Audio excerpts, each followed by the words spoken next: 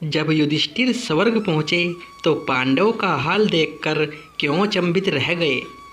यदुवंशियों के नाश की बात जानकर युधिष्ठिर को बहुत दुख हुआ। महर्षि वेदव्यास की बात मानकर द्रौपदी सहित पांडवों ने राजपाट त्याग कर परलोक जाने का निश्चय किया। श्री कृष्ण सहित पूरे यदुवंशियों के मारे जाने से दुखी पांडव भी परलोक जाने का निश्चय करते हैं और इस क्रम में पांचों पांडव और द्रौपदी स्वर्ग पहुँचते हैं, जहाँ द्रौपदी भीम, अर्जुन, सहदेव और नकुल शरीर को त्याग कर स्वर्ग पहुँचते हैं। वहीं युधिष्ठिर सशरीर स्वर्ग पहुँचते हैं। हालांकि उन्हें अपनी एक गलती के कारण कुछ समय नरक में भी बिताना पड़ता है। इस पूरे सफ़र में उनके साथ एक कुत्ता भी होता है। आइए अब विस्तार पूर्वक जानते हैं कि वो कुत्ता कौन था तथा पांडवों को स्वर्ग पहुंचने में किन किन कठिनाइयों का सामना करना पड़ा। नगर के बाहर निकलते ही जब द्वारिका समुद्र में डूब गई तो यह दृश्य देखकर सभी को आश्चर्य हुआ। अर्जुन यदुवंश की स्त्रियों व द्वारका वासियों को लेकर तेजी से हसितनापुर की ओर चलने लगे। रास्ते में पंचनंद देश में अर्जुन ने पड़ाव डाला। वहां रहने वाले लुटेरों ने जब देखा कि अर्जुन अकेले ही इतने बड़े जन समुदाय को लेकर जा रहे हैं तो धन के लालच में आकर उन्होंने उन पर हमला कर दिया। अर्जुन ने लुटेरों को चेतावनी दी, लेकिन फिर वे नहीं माने और लूटपाट करने लगे। तब अर्जुन ने अपने दिव्य अस्त्र शस्त्रों का स्मरण किया, लेकिन उनकी स्मरण शक्ति लुप्त हो गई। अर्जुन ने देखा कि कुछ ही देर में उनके तरकस के सभी बाण भी समाप्त हो गए। तब अर्जुन बिना शस्त्र से ही लुटेरों से युद्ध करने लगे, लेकिन देखते ही देखते लुटेरे बहुत सा धन और स्त्रियों को लेकर भाग गए। अस्त्रों का ज्ञान लुप्त हो गया, धनुष पर काबू नहीं चलता था, अक्षय बाण भी समाप्त हो गए। यह देखकर अर्जुन को बहुत दुख हुआ। जैसे तैसे अर्जुन यदुवंश की बची हुई स्त्रियों व बच्चों को लेकर कुरुक्षेत्र पहुँचे। यहाँ आकर अर्जुन ने व्रज श्री कृष्ण का पोता को इंद्रप्रस्थ का राजा बना दिया। रुक्मणी, सेव्या, हेमवती तथा जाबवंती आदि रानियां अग्नि में प्रवेश कर गई। शेष वन में तपस्या करने के लिए चली गई। बूढ़ों, बालकों व अन्य स्त्रियों को अर्जुन ने इंद्रप्रस्थ में रहने के लिए कहा। व्रज को इंद्रप्रस्थ का राजा बनाने के बाद अर्जुन महर्षि वेदव्यास के आश्रम पहुँचे। यहाँ आकर अर्जुन ने महर्षि वेदव्यास को बताया कि श्री कृष्ण बलराम सहित सारे यदुवंशी समाप्त हो चुके हैं। तब महर्षि ने कहा कि यह सब इसी प्रकार होना था, इसीलिए इसके लिए शोक नहीं करना चाहिए। तब अर्जुन ने ये भी बताया कि किस प्रकार साधारण लुटेरे उनके सामने यदुवंश की स्त्रियों को हर कर ले गए और वे कुछ भी न कर सके। अर्जुन की बात सुनकर महर्षि वेदव्यास ने कहा कि वे दिव्य अस्त्र जिस उद्देश्य से तुमने प्राप्त किए थे वह पूरा हो गया, अतः वे पुनः अपने स्थानों पर चले गए हैं। महर्षि ने अर्जुन से यह भी कहा कि तुम लोगों ने अपना कर्तव्य पूर्ण कर लिया है, अतः अब तुम्हारे परलोक गमन का समय आ गया है और यही तुम्हारे लिए श्रेष्ठ भी है। महर्षि वेदव्यास की बात सुनकर अर्जुन उनकी आज्ञा से हसितनापुर आए और उन्होंने पूरी बात महाराज युधिष्ठिर को बता दी। यदुवंशियों के नाश की बात जानकर युधिष्ठिर को बहुत दुख हुआ। महर्षि वेदव्यास की बात मानकर द्रौपदी सहित पांडव ने राजपाट त्याग कर परलोक जाने का निश्चय किया। युधिष्ठिर ने युयुत्सु को बुलाकर और उसे संपूर्ण राज्य की देखभाल का भार सौंप दिया और परीक्षित का राज्याभिषेक कर दिया। युधिष्ठिर ने सुभद्रा से कहा कि आज से परीक्षित हसितनापुर का तथा व्रज इंद्रप्रस्थ का राजा है, अतः तुम इन दोनों पर समान रूप से स्नेह रखना। इसके बाद पांडव ने अपने मामा वासुदेव व श्री कृष्ण तथा बलराम आदि का विधिवत तर्पण व श्राद्ध किया। इसके बाद पांडव व द्रौपदी ने साधुओं के वस्त्र धारण किए और स्वर्ग जाने के लिए निकल पड़े। पांडव के साथ साथ एक कुत्ता भी चलने लगा। अनेक तीर्थों, नदियों व समुद्रों की यात्रा करते करते पांडव आगे बढ़ने लगे। पांडव चलते चलते लाल सागर तक आ गए। अर्जुन ने लोभ, वंश, अपना गांडीव, धनुष व अक्षय तरकसों का त्याग नहीं किया था।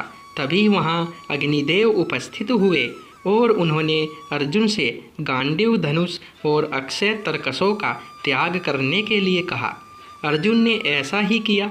पांडव ने पृथ्वी की परिक्रमा पूरी करने की इच्छा से उत्तर दिशा की ओर यात्रा की। यात्रा करते करते पांडव हिमालय तक पहुँच गए। हिमालय लांघकर पांडव आगे बढ़े तो उन्हें बालू का समुद्र दिखाई पड़ा। इसके बाद उन्होंने सुमेरु पर्वत के दर्शन किए। पांचों पांडव, द्रौपदी तथा वह कुत्ता तेजी से आगे चलने लगे। तभी द्रौपदी लड़खड़ाकर गिर पड़ी। द्रौपदी को गिरा देख भीम ने युधिष्ठिर से कहा कि द्रौपदी ने कभी कोई पाप नहीं किया, तो फिर क्या कारण है कि वह नीचे गिर पड़ी। युधिष्ठिर ने कहा कि द्रौपदी हम सभी में अर्जुन को अधिक प्रेम करती थी, इसीलिए उसके साथ ऐसा हुआ है। ऐसा कहकर युधिष्ठिर द्रौपदी को देखे बिना ही आगे बढ़ गए। थोड़ी देर बाद सहदेव भी गिर पड़े। भीमसेन ने सहदेव के गिरने का कारण पूछा तो युधिष्ठिर ने बताया कि सहदेव किसी को अपने जैसा विद्वान नहीं समझता था, इसी दोष के कारण इसे आज गिरना पड़ा है। कुछ देर बाद नकुल भी गिर पड़े। भीम के पूछने पर युधिष्ठिर ने बताया कि नकुल को अपने रूप पर बहुत अभिमान था, इसलिए आज इसकी यह गति हुई है। थोड़ी देर बाद अर्जुन भी गिर पड़े। युधिष्ठिर ने भीमसेन को बताया कि अर्जुन को अपने पराक्रम पर अभिमान था। अर्जुन ने कहा था कि मैं एक ही दिन में शत्रुओं का नाश कर दूंगा, लेकिन ऐसा कर नहीं पाए। अपने अभिमान के कारण ही अर्जुन की आज यह हालत हुई है। ऐसा कहकर युधिष्ठिर आगे बढ़ गए। थोड़ी आगे चलने पर भीम भी गिर गए। जब भीम ने युधिष्ठिर से इसका कारण तो उन्होंने बताया कि तुम खाते बहुत थे और अपने बल का झूठा प्रदर्शन करते थे, इसीलिए तुम्हें आज भूमि पर गिरना पड़ा है। यह कहकर युधिष्ठिर आगे चल दिए। केवल वह कुत्ता ही उनके साथ चलता रहा। युधिष्ठिर कुछ ही दूर चले थे कि उन्हें स्वर्ग ले जाने के लिए स्वयं देवराज इंद्र अपना रथ लेकर आ गए। तब युधिष्ठिर ने इंद्र से कहा कि मेरे भाई और द्रौपदी मार्ग में ही गिर पड़े हैं, वे भी हमारे साथ चले, ऐसी व्यवस्था कीजिए।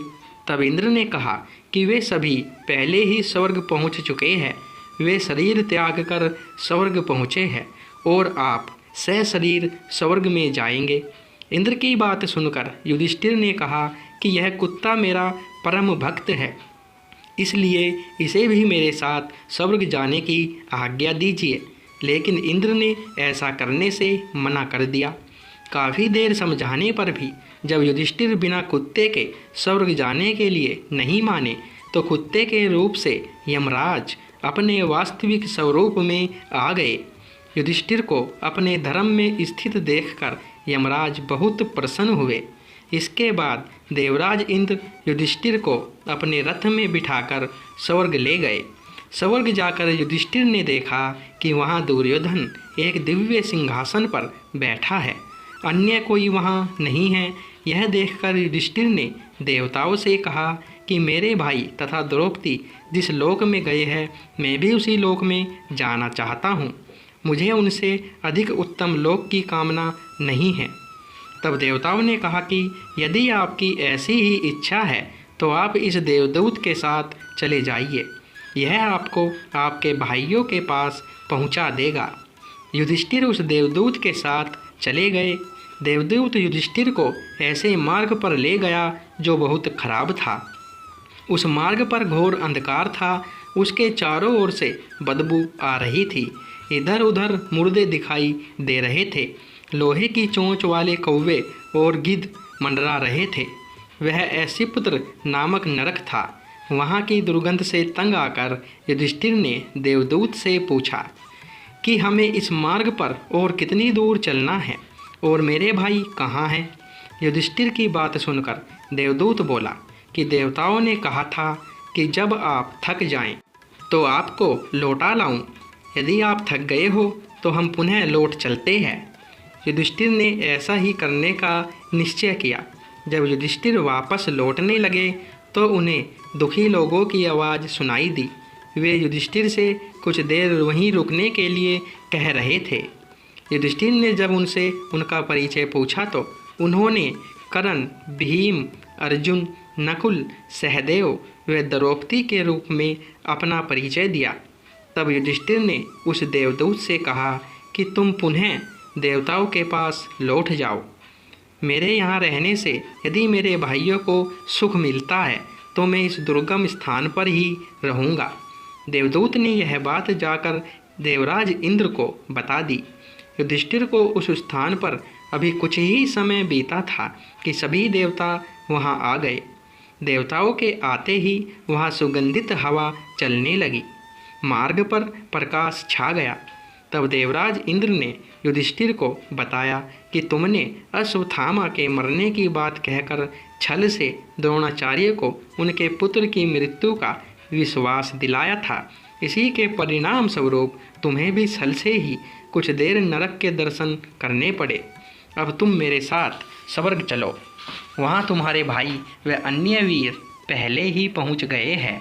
देवराज इंद्र के कहने पर युधिष्ठिर ने देवनदी गंगा में स्नान किया। स्नान करते ही उन्होंने मानव शरीर त्याग करके दिव्य शरीर धारण कर लिया। इसके बाद बहुत से महर्षि उनकी स्तुति करते हुए उन्हें उस स्थान पर ले गए जहाँ उनके चारों भाई कर्ण, भीष्म, धृतराष्ट्र, द्रौपदी आदि आनंदपूर्वक विराजमान थे। वह भगवान का परम धाम था। युधिष्ठिर ने वहाँ भगवान श्री कृष्ण के दर्शन किए। अर्जुन उनकी सेवा कर रहे थे। युधिष्ठिर को आया देख श्री कृष्ण व अर्जुन ने उनका स्वागत किया। युधिष्ठिर ने देखा कि भीम पहले की तरह शरीर धारण किए वायु देवता के पास बैठे थे। कर्ण को सूर्य के समान स्वरूप धारण किए बैठे देखा। नकुल व सहदेव अश्वनी कुमारों के साथ बैठे थे। देवराज इंद्र ने युधिष्ठिर को बताया कि ये जो साक्षात भगवती लक्ष्मी दिखाई दे रही है, इनके अंश से ही द्रौपदी का जन्म हुआ था। इसके बाद इंद्र ने महाभारत युद्ध में मारे गए सभी वीरों के बारे में युधिष्ठिर को विस्तार पूर्वक बताया। इस प्रकार युधिष्ठिर अपने भाइयों व अन्य संबंधियों को वहां देखकर बहुत प्रसन्न हुए। दोस्तों, ये कथा आपको पसंद आई हो तो वीडियो को लाइक, शेयर और चैनल को सब्सक्राइब करें। धन्यवाद दोस्तों।